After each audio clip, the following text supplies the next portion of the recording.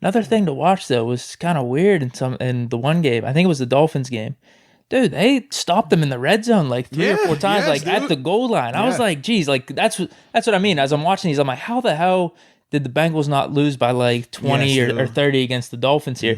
That's what it was. I mean, they stopped them at the goal line a couple of times. I'm like, damn. So maybe that's another thing for us to be watching. Like we've had some red zone problems over the past couple games. We struggled in the red zone. It's like, yo, maybe the Bengals would be a little bit of a test. I don't know what their whole thing is throughout the whole season and their red zone and goal line type of play, but in that game they kind of stood up. So well, and I think we're not in a position.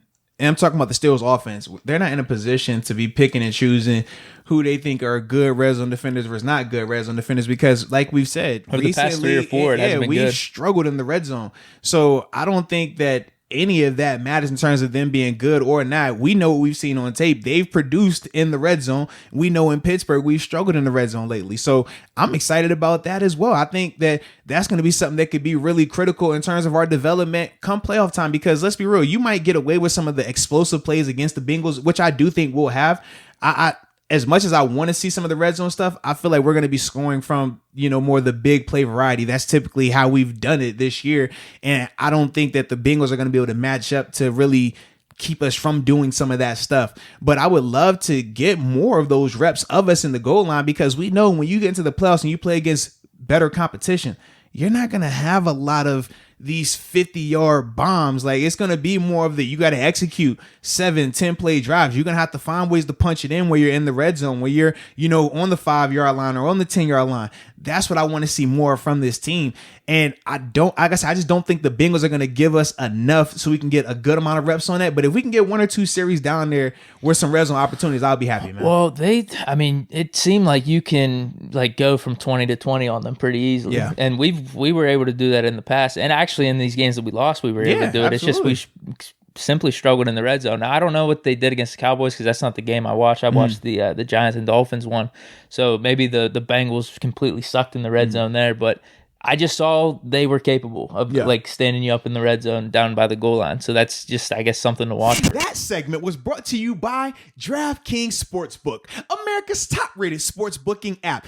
And for all the first-time users out there, if you use the promo code Moats, you will receive up to $1,000 in deposit bonus money. But Deke, I got some unfortunate news. What's that? Sports booking isn't allowed everywhere. Can you believe that? That does suck. I mean, how can sports booking not be allowed everywhere?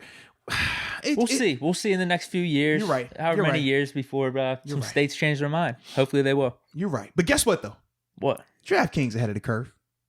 You know how? I may know. You might need to explain, though. So it's this thing. It's called fantasy football.